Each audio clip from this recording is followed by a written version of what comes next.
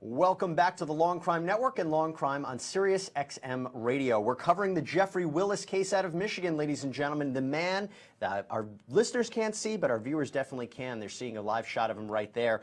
He is on trial for the abduction and murder of a woman named Jessica Haringa, who disappeared from a gas station back in 2013. Now, despite the fact that her body has never been found, the prosecution is going forward with their case against him. And one of the ways that they are doing that is showing evidence from other crimes that Mr. Willis committed and that he's implicated in. And what am I talking about specifically? The fact that he was convicted and sentenced in connection with the shooting death of Rebecca Bletch back in 2014. He was convicted last year. He has also been implicated in trying to abduct a teenage girl back in 2016. And evidence from both of those crimes is being used now to demonstrate that he is the one responsible for the disappearance of Jessica Haringa. Let's bring in right now a very special guest joining me on set, Law&Crime trial analyst Jonna Spilbor. Jonna, it's great to see you. Jesse, always good to see you. Now, this morning was great testimony. I have to tell, today was great testimony from Michelle Shonatala, the co-worker of the defendant. We only have a minute to break. Really great. Talking about underwear, scratches. What did you make of it? Well, this case is fascinating for a number of reasons, but dang, he is so guilty of so many things. This is why you can't be a juror. I know. But you know what? What I really loved that really came through this morning, well, and since the trial began, we are using stuff from prior bad acts that normally we would not be allowed, would not be allowed in, because you're not allowed to bring in propensity evidence unless you can show a common scheme or plan. So when you show that this guy's creeping around, stealing underwear, gun casings are matching, other people wind up dead, it's all coming in to show that there was a common scheme or plan, and this guy's got a lot of explaining to do. Jonna, stand by. We're going to go to a quick break, and when we come back, we're going to talk more about the Geoffrey Willis case out of Michigan. There's a lot to talk about.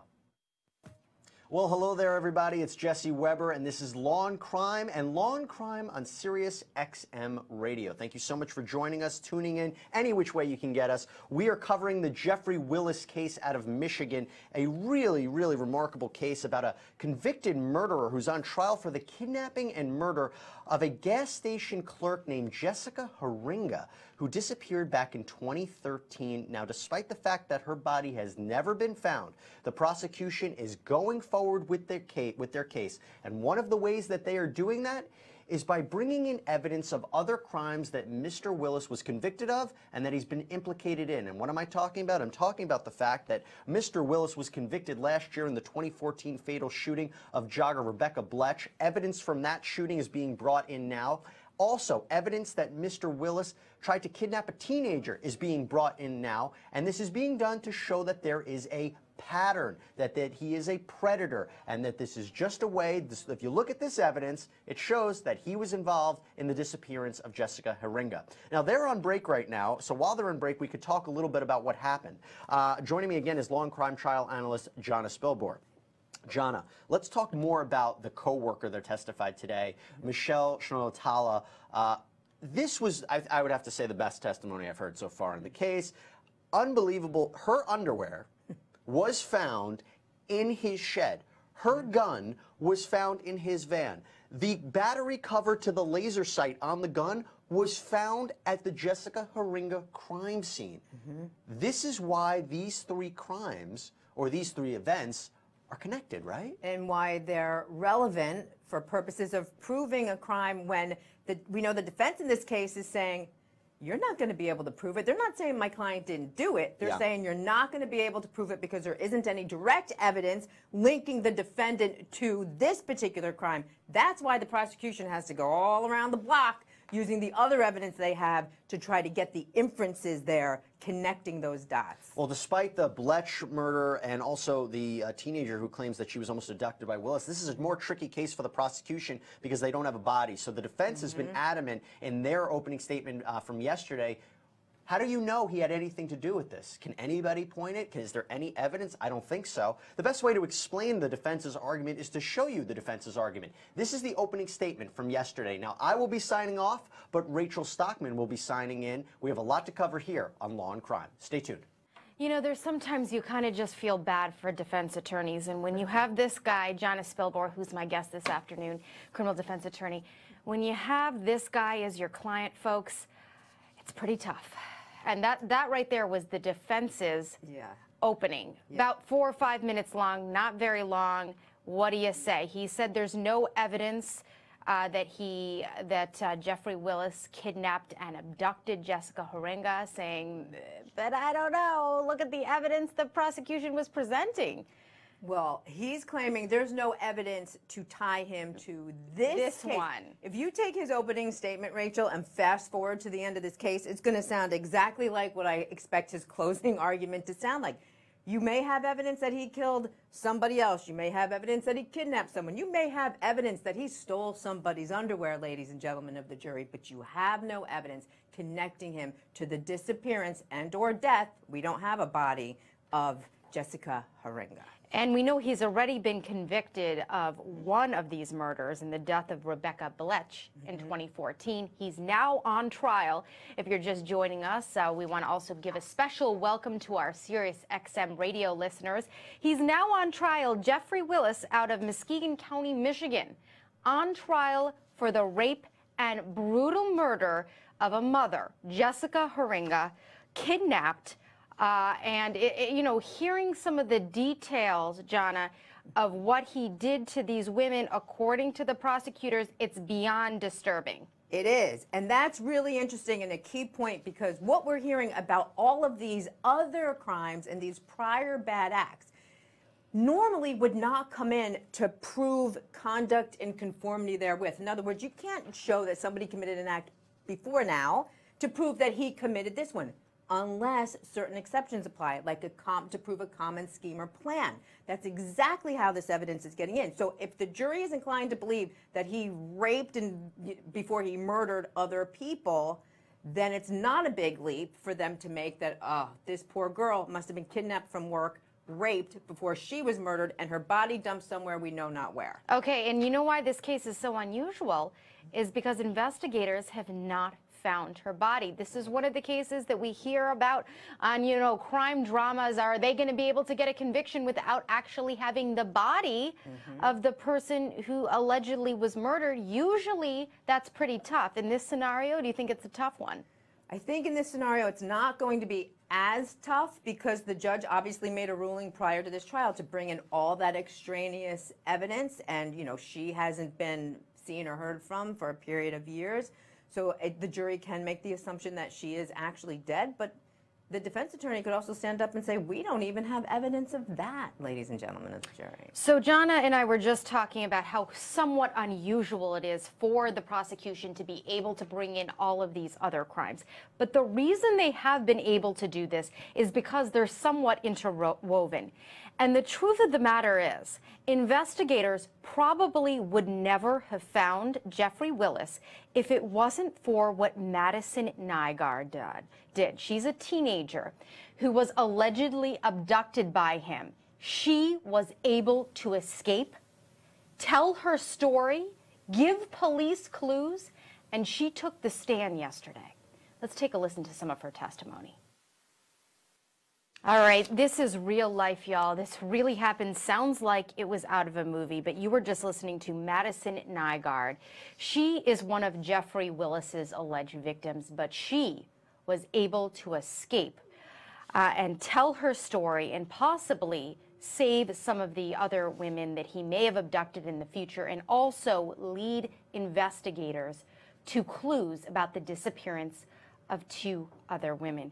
And we were just listening to Madison's testimony, and we're going to go back and listen to some more, because she was just talking about when Geoffrey Willis pulled up near her and she needed to use a cell phone. Jonna, when we were listening to that, you really commented on what Geoffrey Willis was doing, because of course we can't see the victim, you know, we're not allowed to show the victim, but instead the camera's focused in on Geoffrey Willis the whole time. Yes, and you know, the jurors are going to focus in on him too. And Geoffrey Willis, despite the fact that I am classifying him as a creep, among other things, is sitting there looking very much like a lawyer, highlighting notes. Bizarre. As this young victim is testifying that he probably would have killed, but for the grace of God, she got away. It's strange. And that's not going to be lost on the jury either, because jurors pay very close attention to what defendants do when other people are testifying. They absolutely do. Yeah, and if you're listening to us on Sirius XM radio and you can't actually see this, just to describe it for you, like Jonna was saying, while this victim is testifying, if you didn't know who he was, you would have thought he was one of the attorneys. He's acting like, you know, he's got his work to do, he's highlighting, he's taking notes. Yes. It's bizarre. Let's continue to listen to Madison's testimony. Wow, just unbelievable testimony. You were listening to Madison Nygaard. She is one of the women that, well, I should say she was a teenager at the time, that was allegedly kidnapped by Geoffrey Willis, and she was able to escape, and you heard her tell her tale of escaping from this man. Her escape then led authorities to find other evidence in his van that linked him to at least 2 other murders. Now we are following very closely Geoffrey Willis's trial of the murder of Jessica Horenga. She went missing in 2013. Her body never found, but there's a lot of other evidence linking Geoffrey Willis to her disappearance and murder. Jonna, what do you make? I mean, that was just unbelievable to hear this teenager. I mean, she's a young girl. We couldn't even show her face. Right. And explain what happened. She's doing a good job. It's amazing that her kidnapping and her heroic act of jumping out of a moving van, that's what she testified to. She jumped out. She unlocked the car. I mean, he had a gun. Had a gun. And she unlocked the car while it was moving, jumped out, and then he was out of the car pointing a gun at her. Right, as she runs to some sort of safety, somebody's house, to call 911. And it's so interesting that her botched kidnapping was a break in other cases that this guy has allegedly committed, other crimes he has committed. She was so brave in doing that. And to keep her wits about her as a young girl, and the insinuation was, the prosecutor said, did you still have your shoes on? So we know at some point she jumped out of that van and she lost her shoes and just kept right on running till she got to safety. Amazing testimony from this young girl. And I think, you know, really, if she hadn't escaped him, who the heck knows what else this man was capable of doing? That's just such the scary part. Now, I want us to continue listening to Madison's testimony, because we're going to get into some of the cross-examination where Geoffrey Willis's attorneys take her on and try to chip away at some of what she says. You're not going to want to miss that. So we'll be right back in just a few minutes. And welcome back, everybody, to Law in Crime, and special welcome to our Sirius XM radio listeners. We are following several big trials going on across the country, including this Geoffrey Willis trial that's happening in Michigan. We're there in the courtroom. They're on a lunch break. So what we've been doing is replaying some of the critical testimony, especially of Madison Nygaard, and she is one of Geoffrey Willis's alleged victims. He tried to kidnap her, she says, but she was able to escape. Geoffrey Willis is currently on trial for the murder of a gas station worker and mother, Jessica Horenga. I'm here alongside Jonna Spilbor, a criminal defense attorney. We're going to play some more of Madison's testimony because it's so pivotal to this case. But first off, what do you make of this? Her testimony, it's pretty damning to him. It's very damning, but keep in mind one thing. He's not on trial right now for her kidnapping. That is going to happen at some point in the future. He is on trial for the murder of Jessica Horenga, whose body has not been found, but the prosecution is being allowed to use strategic pieces of evidence of other crimes in order to prove that this one occurred. Her testimony is very compelling. She's young, she's not elaborating, she's given the facts, and she testified that she had to jump out of a moving vehicle to save her own life. Good stuff. It's really amazing. Let's continue, Jonna, listening to some of her testimony. All right, you were just listening to some testimony from Madison Nygaard, who is one of the alleged victims of Geoffrey Willis, who is on trial in Michigan for the abduction of another woman and killing and murder of that woman. Madison Nygaard, though, the one you heard there and you saw, but we could only actually see Geoffrey Willis because we weren't allowed to show her on camera, was talking about the day Geoffrey Willis tried to abduct her in his vehicle. It's very, very intense testimony. You can just understand. I mean, this girl was just a teenager, Jonna, when this happened. How fearful and scary that must have been to get in this car. I mean, of course, she, you know, every mother tells their child, don't get in a car with a stranger. But listen, it was the middle of the night. She didn't have a cell phone. She needed to call someone. And this happens. I know, and she is so very lucky. Not only is it scary, what I think she's trying to do in this testimony is talk about how she finally ID'd the defendant, which if you've ever been a crime victim, I've been a crime victim, looking at pictures and trying to determine who it is, when you're in that moment where you're scared to death, but you know you have to do it, is not an easy task. If you're a kid, I imagine it's even harder. Then taking the stand with that person in the room just feet away from you to tell your story to 12 strangers, you really got to hand it to this witness, and she's doing a great job. Yeah, and we couldn't really see some of that, but the police, or I'm sorry, the prosecutor was showing her some sketches when she initially identified Geoffrey Willis as her abductor, and you can bet we're about to get into the cross-examination of this teenager, Madison Nygaard. You can bet that's going to be something the defense attorneys try to cling on to, because always the misidentification is something that can be somewhat difficult sometimes. Yes, usually a big issue. Now, you have to be very careful when you're cross-examining a younger person for a number of reasons.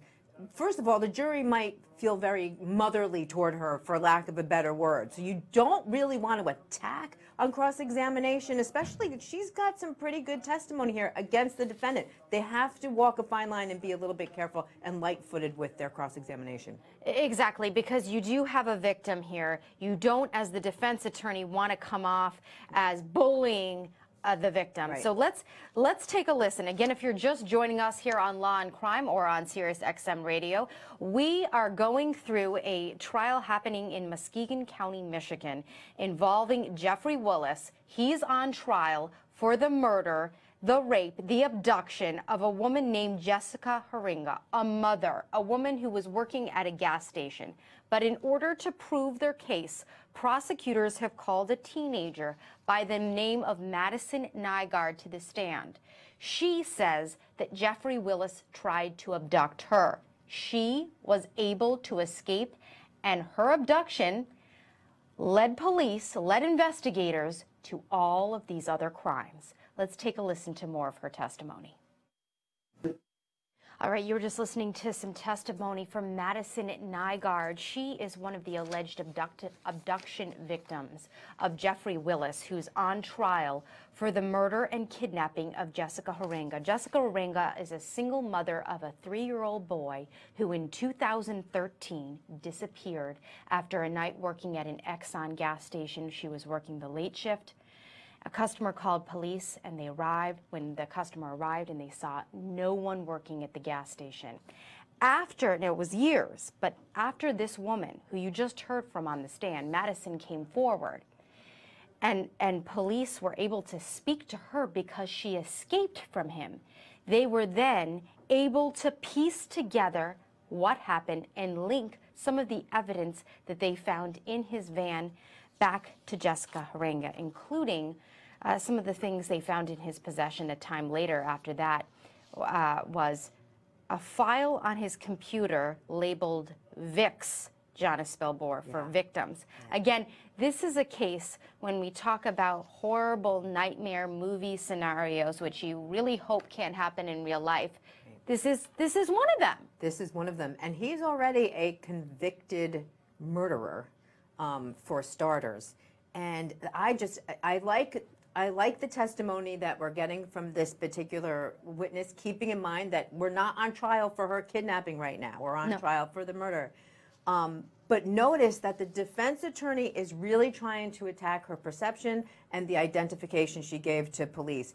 He's not doing it in a combative way, he said. So you think he's doing a good job? He's doing a fairly good job in that he's doing what he has to do, but he's asking her, so you were drinking, you smoked, I guess, marijuana, and so he's going to attack her perception. When did you last sleep? Through those types of items to try to persuade the jury that she couldn't really give a positive identification. And I think you're right. I think he did it in a way that wasn't offensive. But, I mean, for her to misconstrue, as the defense is trying to say, him pulling a gun, him locking the door, him making her get in the vehicle as some kind of friendly encounter is a bit absurd, to say the very least. True. So we're going to continue listening to more of this testimony. We have a lot more to go over with Madison Nygaard, one of Geoffrey Willis's alleged victims, when we come back right after this break. And welcome back, everybody, to the Law and Crime Network. I'm your host for this afternoon, Rachel Stockman. And I also wanted to say a special welcome to our listeners on Sirius XM Radio. A lot going on here on the network. We are live inside a trial in Muskegon County, Michigan, involving a man by the name of Geoffrey Willis, who's on trial for the kidnapping, abduction, and then murder of a woman, a mother, who was a mother of a 3-year-old little boy. She was working late night at a gas station and suddenly disappeared. 5 years later, her body has never been found, but the man prosecutors believe did this is on trial for her murder. I'm here alongside Jonna Spilbor. She's a criminal defense attorney, and what we've been doing, Jonna, is carefully listening to the testimony from Madison Nygaard. Who is she? So Madison Nygaard is the one who got away. She was a victim that was really in the process of being kidnapped by this defendant when, at 16 years old, had the wherewithal to jump out of a moving vehicle, run to safety with the defendant holding a gun on her as she got to somebody's house and managed to call 911. Those minutes, those moments, terrifying. And in the other trial, because we followed that here, because Geoffrey Willis was also found guilty of murdering Rebecca Bletch, the woman, the neighbor whose home she ran to, testified and explained how this woman appeared at the home, this teenager, totally out of sorts, frantic. Those moments you can only imagine trying to get away from a man like this. Let's continue to listen to Madison's testimony. This is the cross-examination by Geoffrey Willis's defense attorney. Okay, so we were just listening to testimony from Madison Nygaard, one of the alleged kidnap victims of Geoffrey Willis. Geoffrey Willis is on trial for the murder and kidnapping of another woman, a mother named Jessica Haringa, who disappeared more than 5 years ago, her body never found. However, what that woman Madison, what that teenager Madison did by being able to escape this man led investigators, they say, to more victims of Geoffrey Willis, including Rebecca Bletch, who he's already been convicted of for murdering, and now this other woman, Jessica Haringa, who he is currently on trial for. We were just listening, Jonna Spilbor, criminal defense attorney, to some testimony from Madison, that victim, because she's right now the only victim that we know of that's still alive. Right. And it was cross-examination, so specifically the defense was really trying to question whether she could identify him correctly. Yeah, they were essentially attacking her perception, starting with, well, you were drunk, well, you were high, well, it was dark. Oh, and by the way, you didn't look at any of these pictures until well after this incident occurred, so does your memory get stronger or does it fade over time? We all know they're going to argue that memory fades over time. Now, that's not to say, look, you got this this young girl, she's probably not 16 now, sitting across feet from the man who probably would have killed her, but for her being able to jump out of a moving vehicle. She could look at him and identify him today, I'm sure, because remember this wasn't like a chance encounter. She was in a car with him. He looked directly at her. There was ample opportunity for her to see his face. Unlike, somebody who gets mugged on the street and you look real quick and you might miss it. This was not that. Well, I don't think that Geoffrey Willis thought this one was going to get away. No, of course not. So, because if he did, he would have disguised his face. But again, we don't know what would have happened. By the grace of God, she was able to escape and call authorities. And just so our viewers understand how this all fits in, Madison was testifying in Geoffrey Willis's second trial. This is his second murder trial. He's on trial for murdering Jessica Horenga, a woman who was working at a gas station and suddenly disappeared. And how they were able to link all of this to him is evidence found in a gun in Willis's van, including a laser sight, matched a battery cover found outside the gas station from which Horenga was abducted. So that is how this whole story interplayed, in how Madison, this other victim, testified. And thank God for her, Jonna, because if we didn't have her, we might not have known all of what happened, including some of the more disturbing details that are coming out in this trial. We're going to continue reviewing some of her testimony and the 911 calls she placed when we get back. Stay with us. And welcome back, everybody, to the Law and Crime Network. I'm your host for this afternoon, Rachel Stockman, and an extra special welcome to our Sirius XM viewers, I should say listeners, that are joining us. We have a lot going here on the Law and Crime Network today. We're following a live trial out of Muskegon County, Michigan. A man accused of killing a young mom by abducting her from a gas station. We're going to take you live there in just moments when testimony begins. But I also want to recap another big trial that we've been following here on the network, and that is the Riley Gaal trial out of Knoxville, Tennessee. He is that college football player that was accused of murdering his cheerleader ex-girlfriend. If you've been following this story, you will know his defense of why he shot through her bedroom window was because he was just trying to scare her, and that he didn't actually want to murder her. Now, keep in mind, when he shot her, he was 5 feet away from her window and her bedroom. So what we're going to do, there was a verdict that came down in this case, and many of our viewers and listeners might not have heard what happened. So as soon as we have it, we are going to play that verdict for you.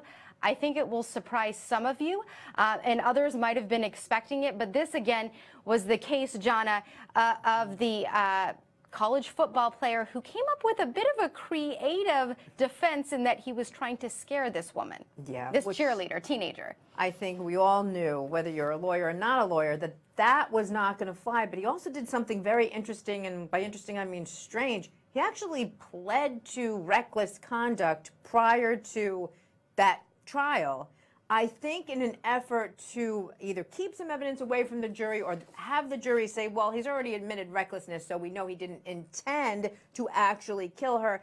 It was a very strange defense, a strange tactic. It didn't work. Okay, here it is. We have the verdict in the Riley Gaal case that former football player accused of murdering a cheerleader. Did the jurors buy the defense that he was only trying to scare her and not murder her? Let's take a listen.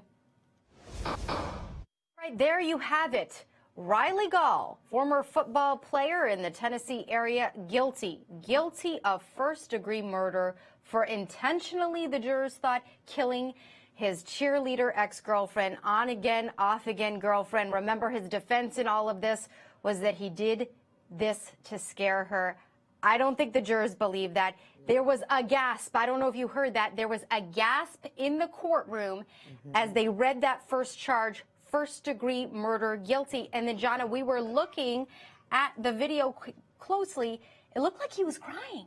Yeah, well, and he ought to be crying. He took a life, and now he's going to be spending the rest of his years behind bars. And he's not an old guy. He's a young guy. And, Rachel, I mean, come on. How do you expect? He'd been in her bedroom. When he shot inside her bedroom, he knew where the placement of her bed was. He knew that she was sleeping because it was the middle of the night. He knew. And you can't say that, oh, gee, I shot inside her bedroom twice and didn't mean to kill her. It was not a smart defense. It was not a smart move, and he's getting what he deserves. Well, you know what? On this one, sorry, Riley, I don't have much sympathy for you. Enjoy the prison food. Okay, let's move on now to some of the top news stories that we're following here at Law and Crime. Take a listen. Today's top crime stories trending on lawandcrime.com and across the country.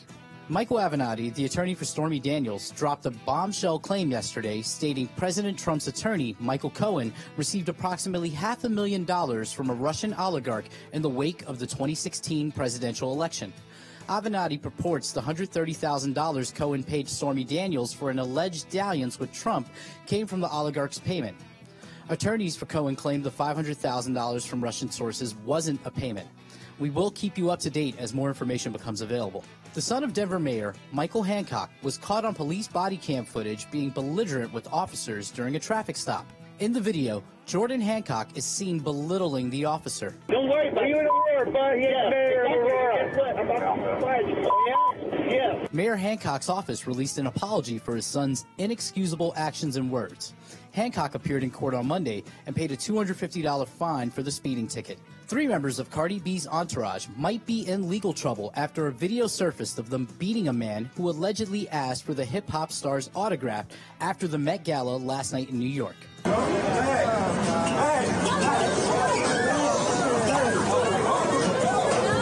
33-year-old Giovanni Arnold claims he requested an autograph and felt dissed when Cardi B wouldn't oblige.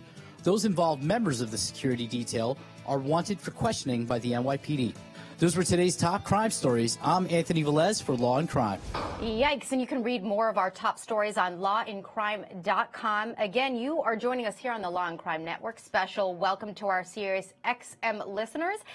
And we are inside multiple cases, but today it is the Geoffrey Willis case out of Michigan.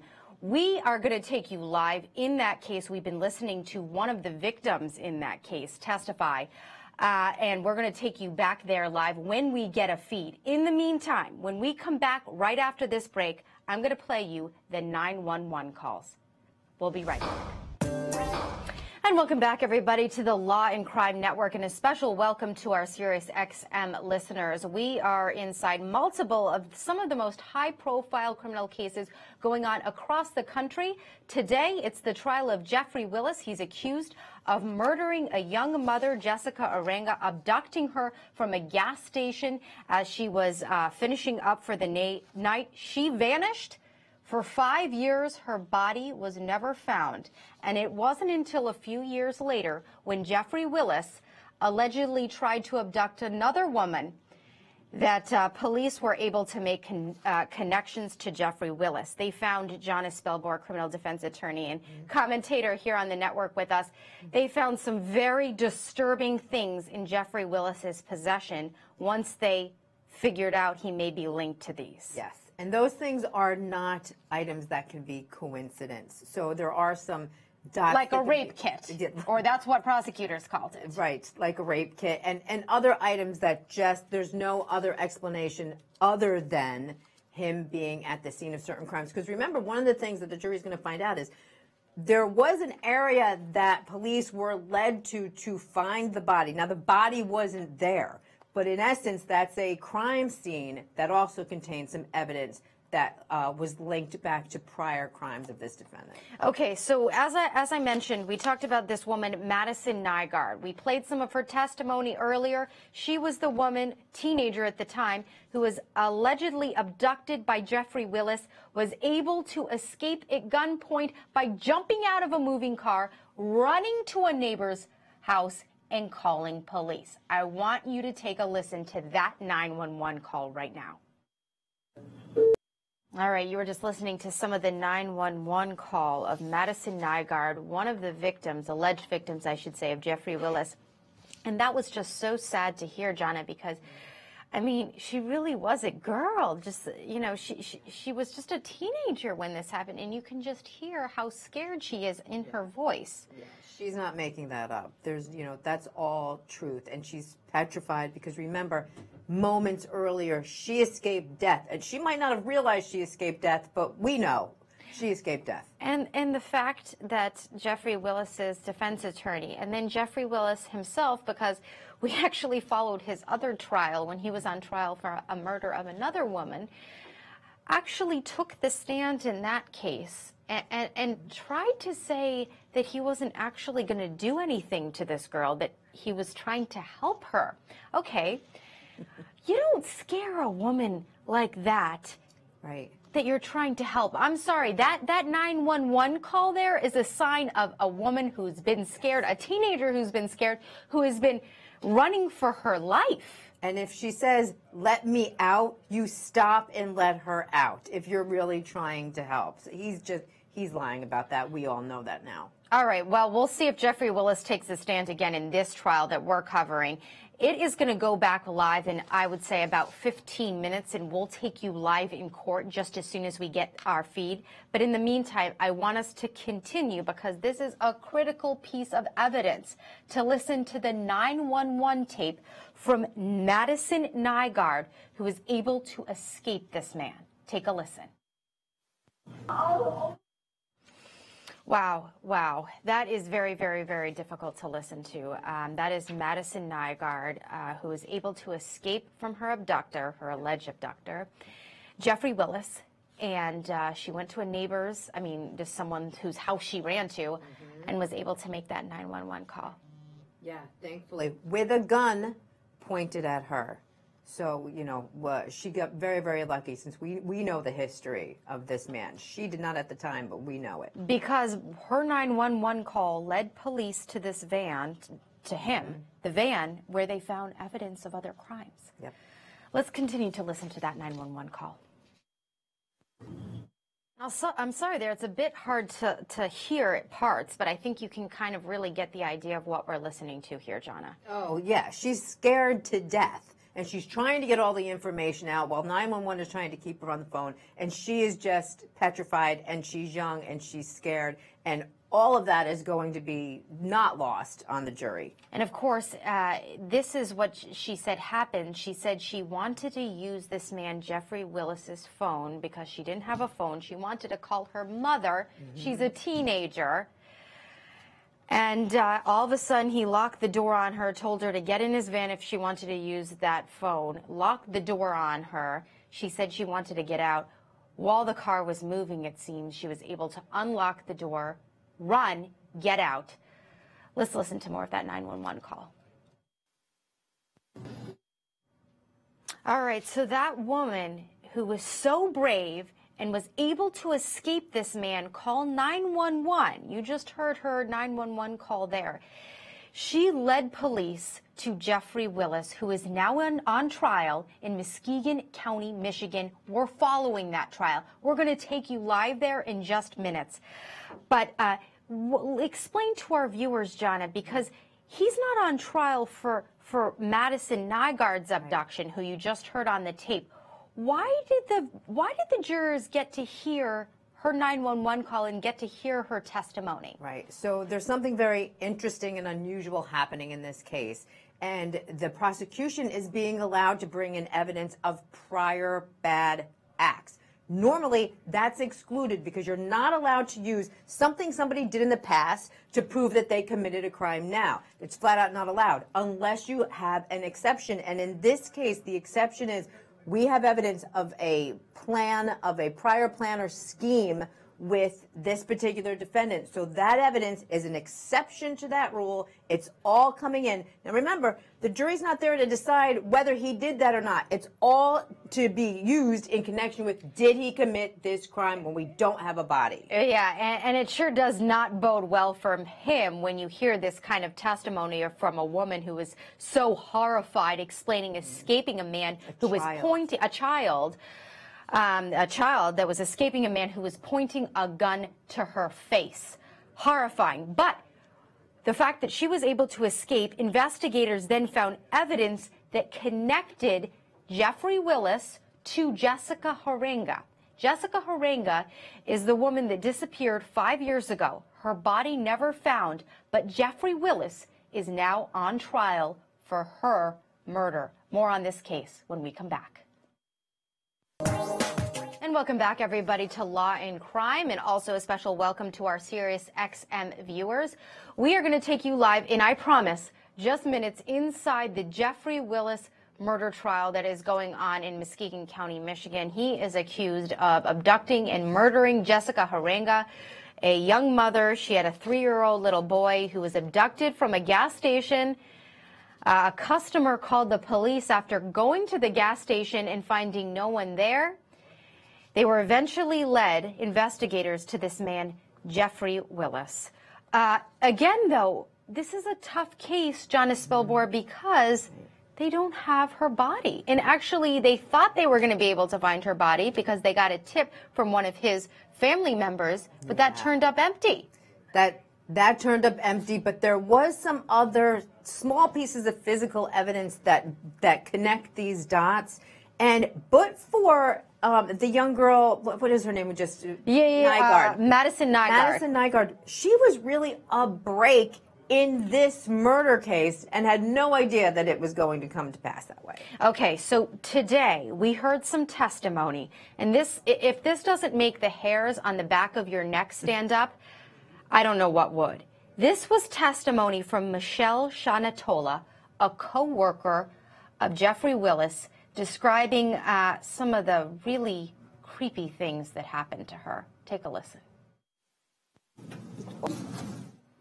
All right, you were just listening to some testimony from a co-worker of Geoffrey Willis, and she was at first just explaining how the two knew each other, and then the prosecutor was showing her a gun that she owned that suddenly and mysteriously disappeared. This is really, I'm not sure how this testimony fits into the bigger picture other than just to kind of explain a really creepy guy.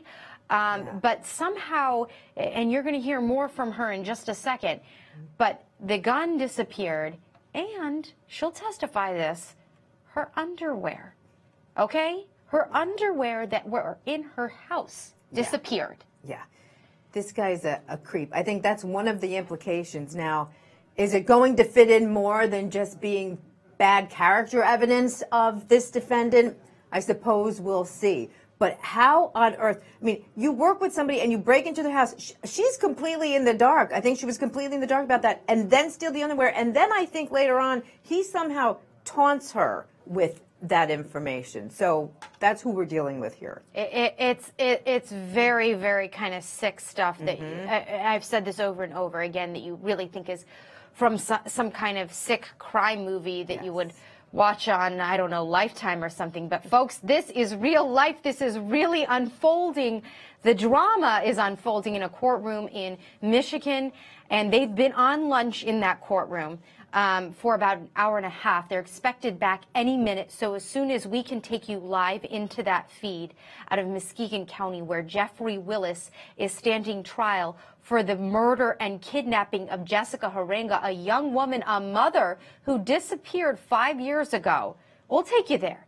In the meantime, I want us to continue to listen to this co-worker of Geoffrey Willis's testimony. Let's take a listen. And wow, that was testimony from the co-worker of the defendant who's on trial, Geoffrey Willis, talking about a bizarre scenario where Geoffrey Willis allegedly went to her home, and they worked together at some kind of machine facility. He went to her home while she wasn't there, Jonna Spilbor, and apparently took her underwear. Took her underwear, and I guess her gun.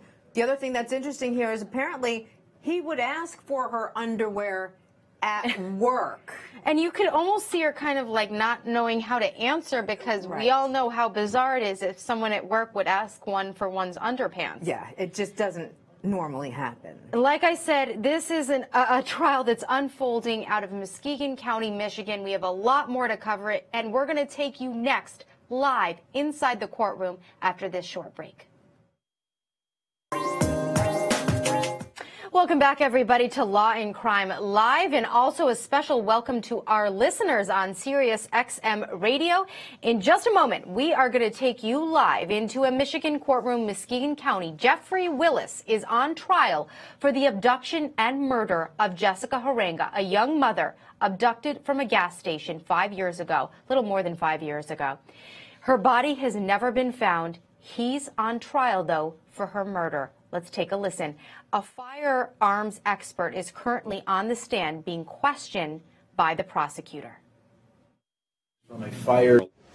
Okay, so you were just listening to some live testimony in the Geoffrey Willis murder trial. Trial going on in Michigan involving a man who's accused of abducting and killing a young mother after he took her from a gas station. Jonna Spilbor has been my guest for the last couple of hours, and thank you so much for your insight. We're going to continue to very, very closely monitor this trial and take you back live just as soon as we can. Thanks so much for joining us.